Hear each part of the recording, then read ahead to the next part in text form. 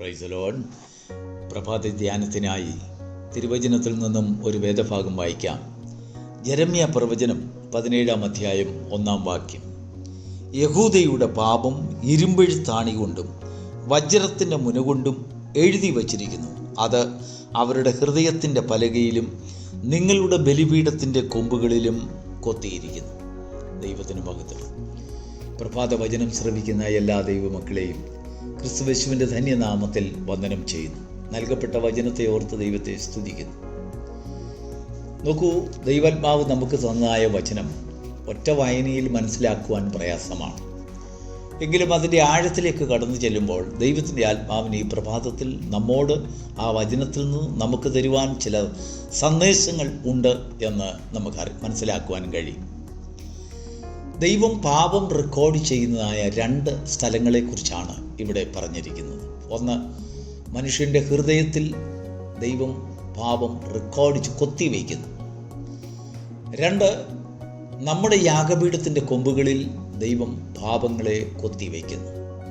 ഇരുമ്പാണി കൊണ്ട്, വജ്രത്തിൻ്റെ മുന കൊണ്ട് ആർക്കും മായ്ച്ചു കളയുവാൻ സാധിക്കാതെ വിധത്തിൽ അതിനെ സ്ഥിരമാക്കും. ദൈവത്തിന് മഹത്വം.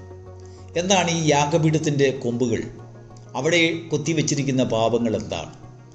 നമുക്കറിയാം, ഇസ്രായേൽ ജനത്തിന് ദൈവം മോശ മുഖാന്തരം പ്രമാണം കൊടുക്കുമ്പോൾ അവരോട് മോശ മുഖാന്തരം ദൈവം പറയുകയാണ്, നിന്റെ ജനത്തിൽ ആരെങ്കിലും ഒരുവൻ മനഃപൂർവ്വമല്ലാതെ ഒരുവനെ കൊന്നാൽ, അല്ലെങ്കിൽ മരണശിക്ഷ അനുഭവിക്കാവുന്നതായ ഏതെങ്കിലും പാപങ്ങൾ അവൻ അബദ്ധവശാലോ മനഃപൂർവ്വമായോ ചെയ്താൽ അവനിൽ പെട്ടെന്നൊരു പശ്ചാത്താപം ഉണ്ടാകുകയാണ്. ആ പാപത്തെക്കുറിച്ച് അവൻ എന്തു ചെയ്യും? അവൻ സമാഗമന കൂടാരത്തിലേക്ക് ഓടിച്ചെന്ന് യാഗപീഠത്തിൻ്റെ കൊമ്പുകളെ അഭയത്തിന് വേണ്ടി പിടിക്കുകയാണെങ്കിൽ അവന് മരണശിക്ഷയിൽ നിന്ന് അവനെ ഒഴിവാക്കണം. അവൻ്റെ പാപങ്ങളെക്കുറിച്ച് പുരോഹിതൻ നന്നായി കേട്ടതിന് ശേഷം അവനെ മരണശിക്ഷ ഒഴികെ ഉള്ളതായ ശിക്ഷയ്ക്ക് അവന് അങ്ങനെയുള്ളൊരു ശിക്ഷ അവന് കൊടുക്കണം. ദൈവത്തിന് മഹത്വം ഉണ്ടാകട്ടെ. എന്ന് പറഞ്ഞാൽ മരണത്തിൽ നിന്ന് വിടുവിക്കപ്പെട്ടതായ ക്രിസ്തുയേശുവിൽ കൂടെ യാഗപീഠം നമ്മെ കാണിക്കുന്നത് നമ്മുടെ കർത്താവ് ദൈവത്തിൻ്റെ പുത്രനായ ക്രിസ്തുയേശുവിൽ കൂടെ നമുക്ക് ലഭിച്ചതായ പാപക്ഷമ, മരണത്തിൽ നിന്നുള്ളതായ വിടുതൽ.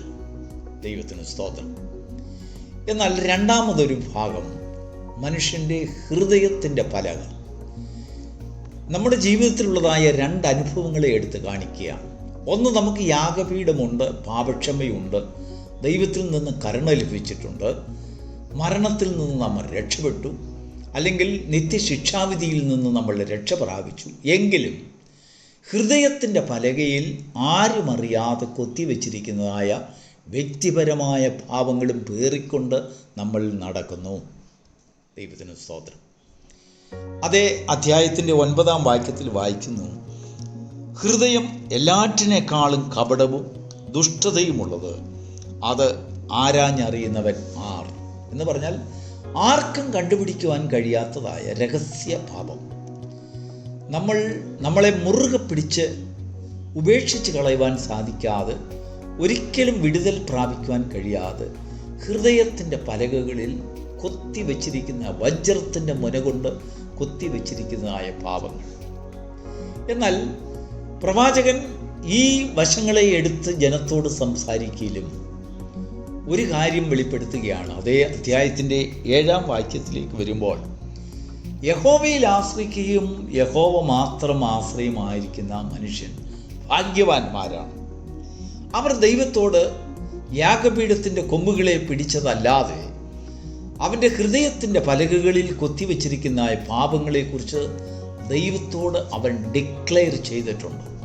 ഒന്ന്, യാഗപീഠത്തിൻ്റെ കൊമ്പുകളിൽ പിടിച്ചപ്പോൾ ഡിക്ലെയർ ചെയ്ത സിൻസ്, ഡിക്ലെയർഡ് സിൻസ് എന്നാണ് അതിന് പറയുന്നത്.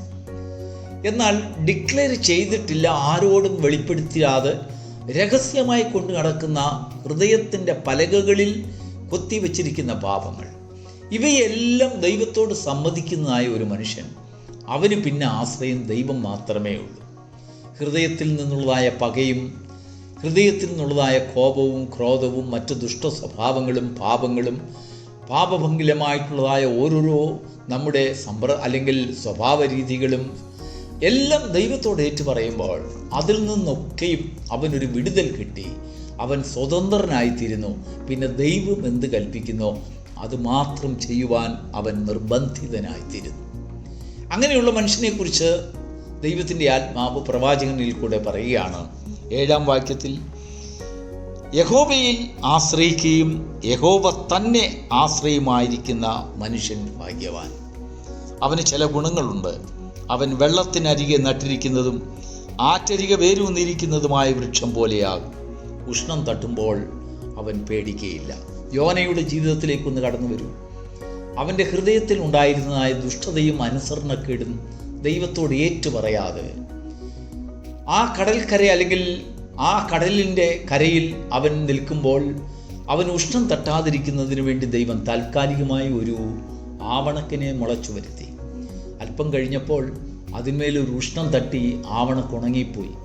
ആ ഉഷ്ണത്തെക്കുറിച്ച് അവനൊരു ഭയമായി. ദൈവത്തിന് മഹത്വം ഉണ്ടാകട്ടെ. അവൻ്റെ ഹൃദയത്തിലെ ദുഷ്ടത അവന് മനസ്സിലാകുന്നിടം വരെ ഉഷ്ണത്തെക്കുറിച്ചുള്ളതായ ഒരു ഭയം അവനിൽ വാഴുവാൻ തുടങ്ങി. എന്നാൽ പാപങ്ങളെ ഏറ്റുപറഞ്ഞ് ദൈവത്തിൻ്റെ സന്നിധിയിൽ ഒരു നിരപ്പ് പ്രാപിക്കുന്ന ഒരു ജീവിതമുണ്ട്. അങ്ങനെയുള്ള മനുഷ്യർക്ക് ഉഷ്ണം തട്ടുമ്പോൾ ഭയപ്പെടുകയില്ല. അവർ വെള്ളത്തിനരികെ നട്ടിരിക്കുന്ന വൃക്ഷം പോലെ. അവരുടെ ഇല എപ്പോഴും പച്ചയായിരിക്കും.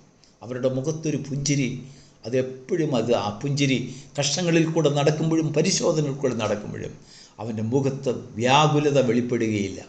എപ്പോഴും പ്രസന്നമായി അവൻ ദൈവത്തിൽ ആശ്രയിക്കും. ദൈവം അവന് വേണ്ടി സകലതും ചെയ്യുമെന്നുള്ളതായ ഒരു വിശ്വാസം, ഒരു നിശ്ചയം അവനെ ഭരിക്കുന്നതിനാൽ അവൻ സങ്കടപ്പെടേണ്ടതില്ല. സന്തോഷത്തോടുകൂടെ അവൻ്റെ ജീവിതത്തെ അവന് ചെയ്യുവാൻ സാധിക്കുന്നു. ദൈവത്തിന് മഹത്വം ഉണ്ടാകട്ടെ. ഈ പ്രഭാതത്തിൽ ദൈവത്തിൻ്റെ ആത്മാവ് നമ്മെ 2 കാര്യങ്ങൾ എടുത്ത് കാണിച്ചു. ഒന്ന്, ദൈവത്തിൽ നമ്മൾ ആശ്രയിക്കുന്നവരും ദൈവത്തിൽ നിന്ന് മരണശിക്ഷ ഒഴിവാക്കി കിട്ടി രക്ഷയുടെ അനുഭവത്തെ പ്രാപിച്ച മനുഷ്യർ. എങ്കിലും നമ്മളിൽ ഹൃദയത്തിൻ്റെ പലകയിൽ ദുഷ്ടത സൂക്ഷിക്കുന്ന മനുഷ്യരായി ദൈവത്തിൻ്റെ സന്നിധിയിൽ നാം കാണപ്പെടുന്നു.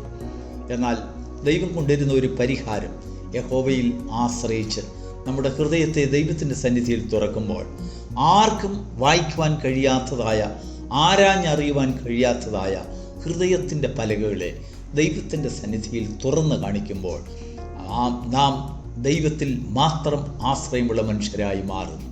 നാം ആറ്റരികത്ത് നട്ടിരിക്കുന്നത് പോലെയുള്ളതായ ഒരനുഭവം, നമ്മളിലെപ്പോഴും ഫലം കായ്ക്കുന്ന ഒരനുഭവം, ഉഷ്ണം തട്ടുമ്പോഴും പ്രയാസങ്ങൾ വരുമ്പോഴും ഭയപ്പെടാത്ത ഒരനുഭവം, ഒരു ജീവിതം, അത് ദൈവമക്കളായി പൂർണ്ണമായി ദൈവത്തിൽ ആശ്രയിക്കുന്ന ഒരു സന്തോഷം നമ്മുടെ ജീവിതത്തിലേക്ക് കടന്നു വരും.